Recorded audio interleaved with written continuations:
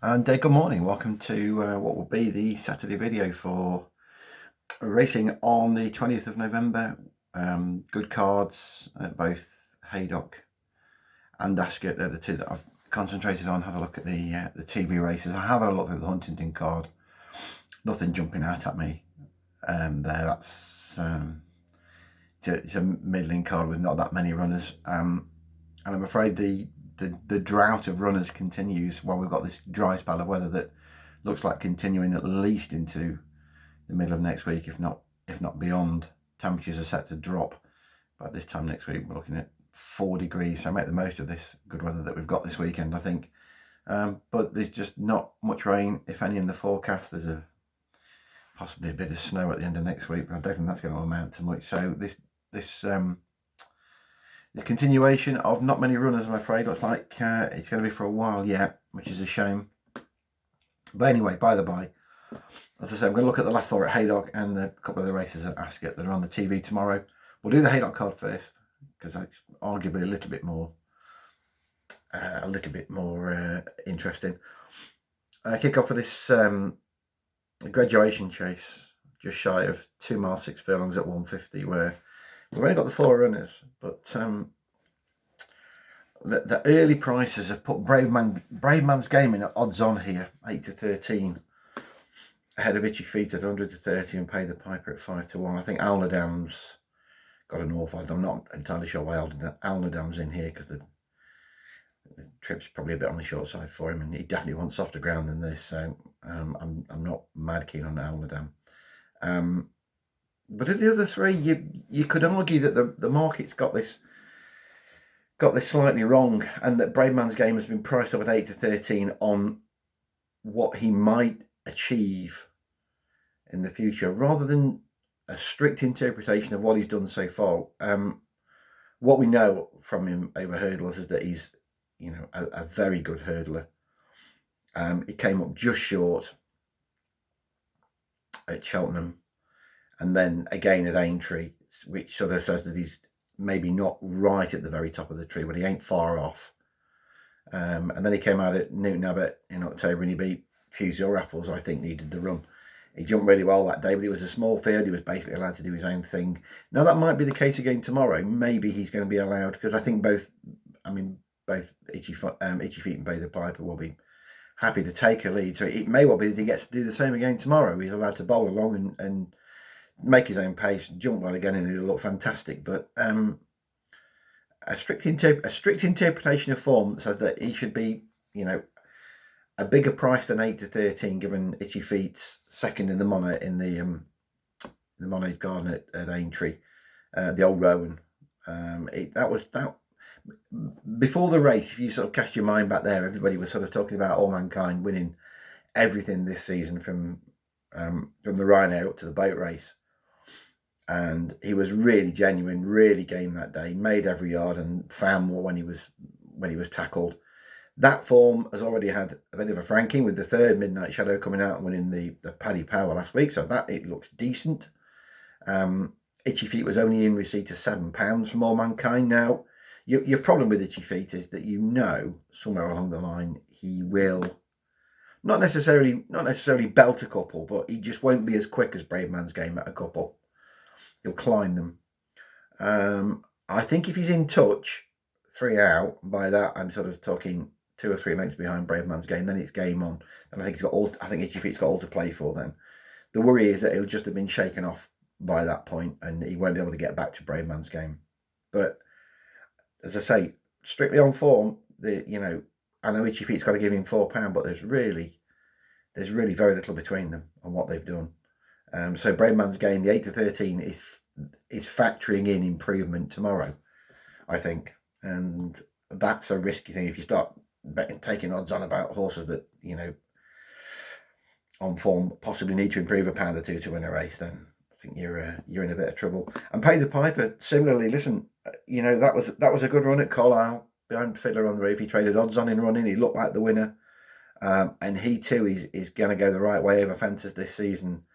The reverse forecast is going to pay you. Listen, the reverse forecast here, these sort of prices, and you can get fixed odds. You can get fixed odds forecasts with Bet365, not to have a 365 account, I hasten to add.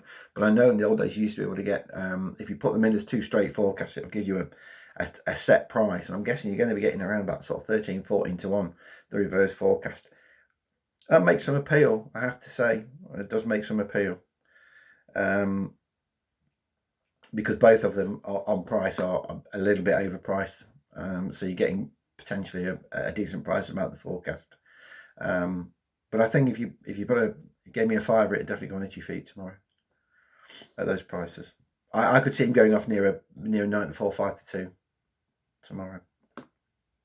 225 is the 3 mile handicap hurdle. I like this race. I like one at a price in here. We'll go through a few of the other ones. If the cap fits, he's a hard one to read. If the cap fits, he's probably handicapped to his hilt at the moment as well. He'll run his race. I'd be surprised if something's not too good. Brinkley probably wants soft stroke heavy ground. Stony Mountain did it well at Newbury, but has got nothing in hand of Did They Leave You Out too, who I didn't know whether he'd stay or not at Newbury, and he did stay. He was almost ridden like a non-stayer, and I think now that he does stay, I wouldn't be surprised if he reversed that form. Whether the whole piece of form is good enough is open to some question. Orby's Legend steps up from 2 mile 3 at Chepstow, where he also beat Did They Leave You Out too in the Silver Trophy. Form that's working out well, by the way. It's working out well. It's a good race that at Chepstow. If you go back and look through the runners in there, there'll be more winners to come out of that yet. I don't think he's guaranteed to want 3. Honestly, I think, and you know, pedigree says the same. I don't know. It's one of those where you're thinking 6.5 about a horse that's not certain to stay, and that has more to do from an £8 high mark. I get it, and if he won, yeah, no one's surprised. Flight Deck's Unexposed. He was pretty much all out to beat his components, but that form looks a little bit better now as well. Only put up 3. Bass Rock, Sandy Thompson. I like this horse, but I think he wants a little bit more cut. He has won on good ground back in April, but he was better again on soft ground at Carlisle when he beat his components, lad. The one and Riggs as well. There's a couple down the bottom. There's Riggs and Right Place, Right Time. Riggs looks short enough on what he's done. He'll come on for the run at Aintree, but has the handicapper pretty much got him? I think so. Don't think there's a lot in that mark. And Right Place, Right Time. Emmett Mullins. I mean, you know, come over here and won these races won races over here with horses that I thought were not massively well handicapped at the time, and it turned out they really were well handicapped at the time. So who knows with Right Place, Right Time. The one I like at the prices, and you're getting 20 to 1 plus as I speak to you at 11:30 on a Friday morning, is Ask Dylan, Fergal O'Brien's. He's not taking him long to get back to a winning mark. He won off 144 at Cheltenham back in April when he beat Storm Goddess in what looked a competitive event. That was just about a season's best for him, and that was on good ground. Up to that point, most of his form had come on slower ground, and I was a bit concerned. But he looked really well in the paddock. I was at Cheltenham that day. He looked really well in the paddock, and he acted on the good ground, on spring good ground, absolutely fine, which gives plenty of hope that he'll have no problem with tomorrow's ground at all. The first time out this season, they tried him over fences at Chepstow. Stick a line through that. Never jumped a fence properly. He just didn't like it, and as his sort of pedigree might suggest, he's not really a chaser. He's a hurdler. So you can stick a line through that. And then he came out and took on Indefatigable et al. At Weatherby in the Grade 2, and wasn't disgraced. Stepped up a little bit. Wasn't you know, he's got beaten 19 lengths in the end, but you know, Paisley Park was only about 10, 11 lengths in front of him at the death. So it's not a bad run, that. What those 2 runs have done have got him back down to 144, which, as I say, is a winning mark. Peter Kavanagh on board, taking 7 off. Now, Peter's had 2 rides for the yard this autumn, and they've both won. He was on one at Carlisle last month, Volkovka. That one at a price. And then last week, they trusted him to do the steering for the very well-backed Art Approval in the conditionals race at Cheltenham last weekend. They had all the rates down on that, from sort of 8 down to 100 to 30, and he was trusted to do the steering, and he did it perfectly well. got it home. So they don't put Peter up on horses that have got no chance, it would appear. Effectively, with the 144 and 7.5, he's on the same markers. I don't quite think he's as a 144 horse, but what they have done, if you look over the past 12 months, they put claimers on board to get a bit of weight off. They've had Conor Brates on, they've had Liam Harrison on to take a bit of the weight off. He's probably nearer a 140 horse, but with Peter Kavanagh taking that 7 off, that brings him below the 140 that I think he probably needs to be. I think he's interesting tomorrow. He's had a couple of runs now then to get him fit. Trip, ideal. Ground, ideal. Yard, having winners for fun, and a jockey on board that's clearly capable. And you're getting 20 to 1 plus with extra places tomorrow. I think that's I should point out, really, he finished fourth in the race last year on much slower ground. He was off a lower mark last year, but again, taking into account the claimer that's on board tomorrow, it's more or less the same mark. The ground was a lot softer last year. It was bordering on heavy, and I don't particularly think he wanted that. Tomorrow's ground will be much more in his favour. I can see him going well. Ask Dylan each way in that 225. One of my more speculative, but I like him. I think he's got a chance. 3 o'clock, Betfair Chase. Heart says Bristol de Mai. Head says it's got to be A Plus Tard, and arguably 6 to 4 is a very fair price for a horse that's an absolute grade one. Bristol de Mai is a grade 1 or 2, of course he is, and this is his manner. And the two things that sort of worry me a little bit tomorrow: the ground. Yes, he goes on good ground. I know he goes on good ground, but he is that much better on soft and heavy, because you can just gallop horses into the ground on that. A Plus Tard is a speed horse. We know he's got speed, and for all that he might want it just a shade slower as well, he'll be fine on the ground. And I just think he might have too much speed for Bristol de Mai. The one time Bristol de Mai got beat here in the last 4 years, it's worth remembering, was by a horse that had a bit of a turn of foot in Lost in Translation. He wasn't just a stayer. He did have a turn of foot with him. And I think that might be the case again tomorrow. I mean, listen, if Bristol's in front of the line, the roof will come off at Haydock, but I just think he might be susceptible tomorrow. And the rest, well, you can make cases for... You make a case for a couple of the outsiders, given that I don't particularly like Waiting Patiently. I couldn't have him. First one for Christian Williams, poor record, first time up. Couldn't have Royal Pagay with stolen money at 8 to 1, a lot of Anishas. Those of you that have read the sort of Cheltenham report I've been doing would see that there's quite a few of hers that are still needing a run.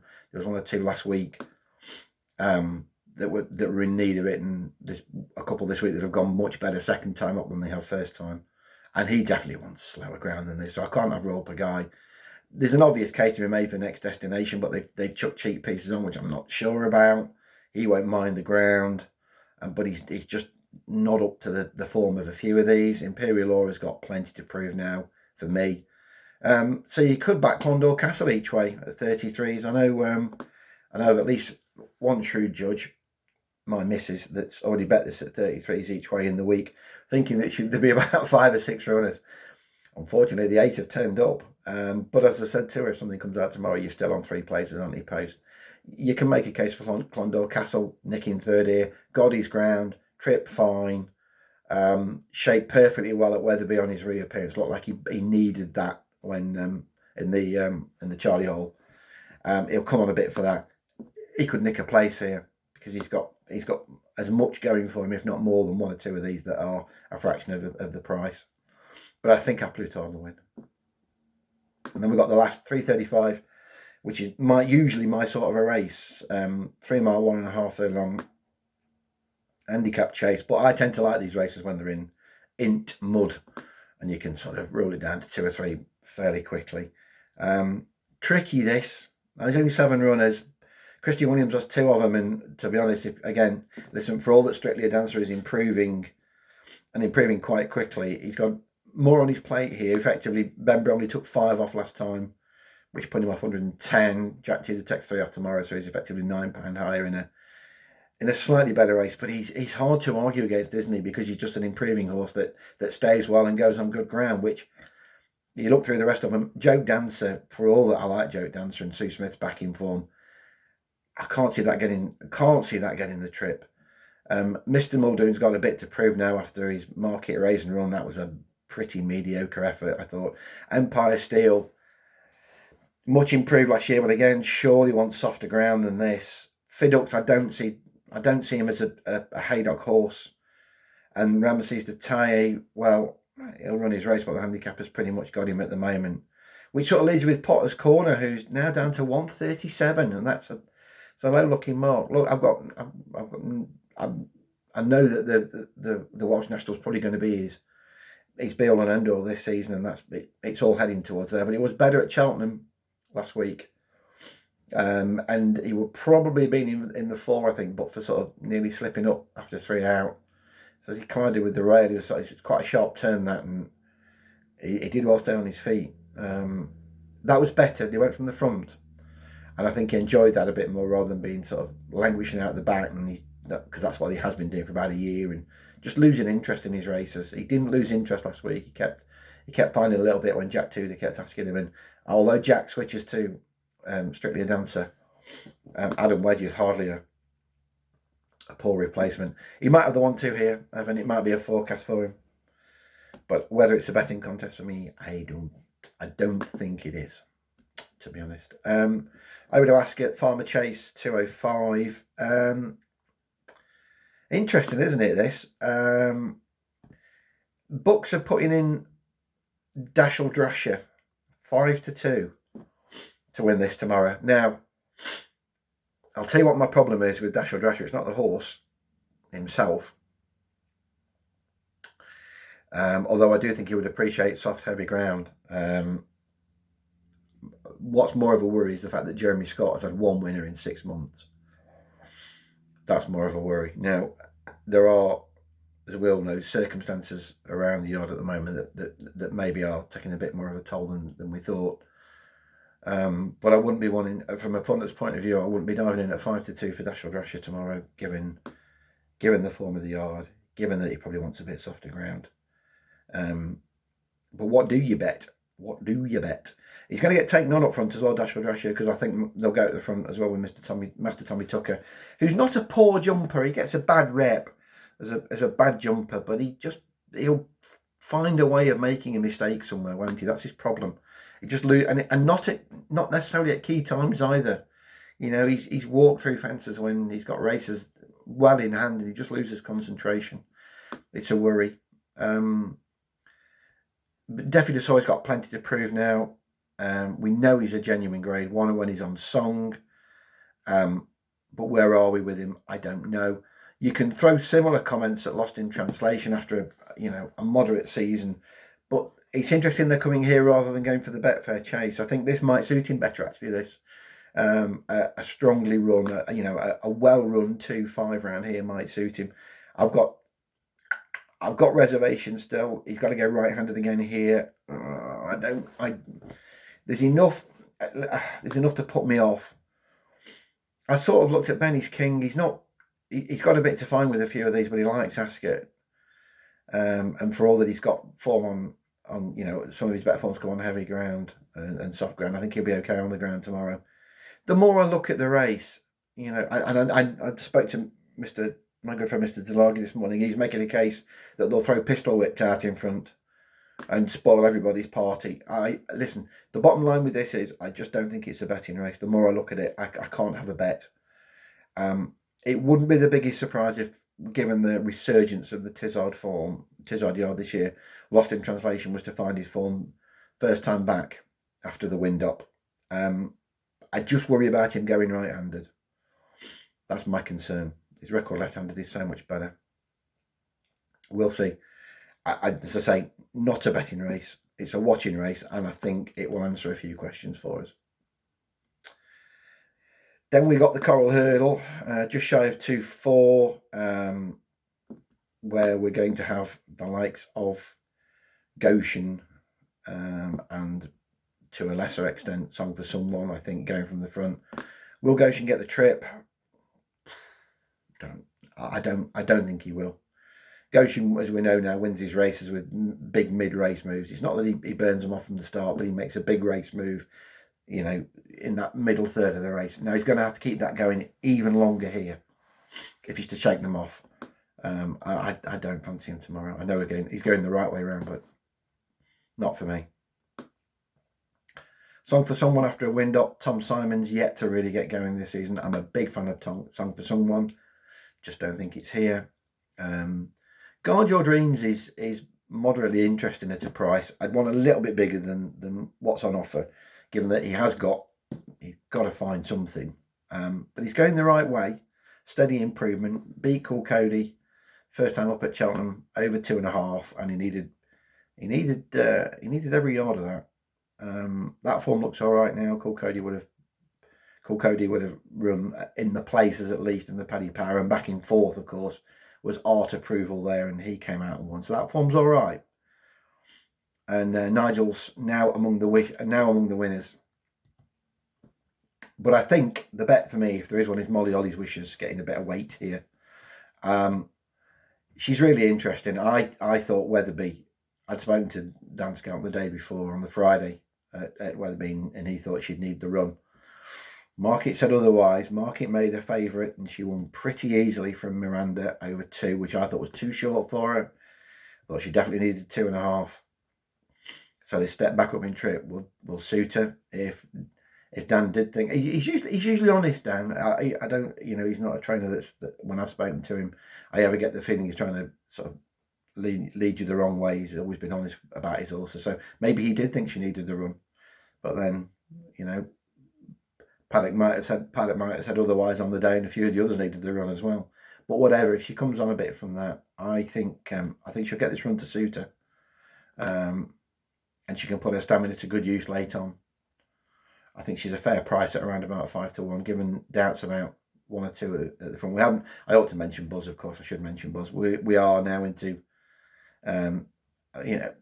different territory with Buzz this season. Last year he was campaigned as a 2-miler, really more or less all season until Aintree, when he was an excellent second in the Aintree hurdle. Not entirely sure what that form is worth, for all that it's a second in a genuine grade 1. I'm not sure. 1 or 2 underperformed that day. I think Buzz will want further again than this season. I gave him a mention in Dispatches a couple of weeks ago as an interesting one for possibly the Stayers, which is a division that's wide open this year.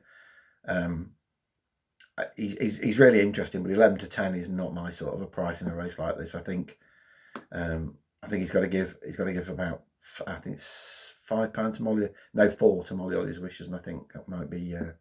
I think that brings her into the equation tomorrow with her undoubted stamina. She'd be a bet. And then the Hurst Park, which is ridiculously difficult. I just this is a race. It's a 2-mile chase. You can literally make a case for everything in the field. I went round in circles with it. Sky Pirate is a very interesting one. Because he was entered up at Cheltenham 2 or 3 times. He was entered up in the Great Wood. He was entered up in the Schlur. He ended up going for nothing and comes here instead. And I think he'll come on plenty for that run. Behind Before Midnight, he is, I think, £6 better off. No, £8 better off. £8 better off for 6 lengths, which brings the two close together. I think he needed that run. I don't think going right hand will bother him.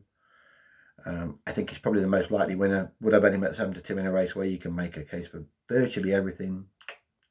Probably not. Sit and watch and wait. I think we're going to learn a lot tomorrow. It's one of those days. I don't think there are too many bets. The one I really like, as I say, at the prices is Ascot. I think that's too big. 20 to 1 plus. Anything north of 16 to 1 I think is fair, because he's got a lot going for him. I can see him running well. He'd be my each way bet tomorrow.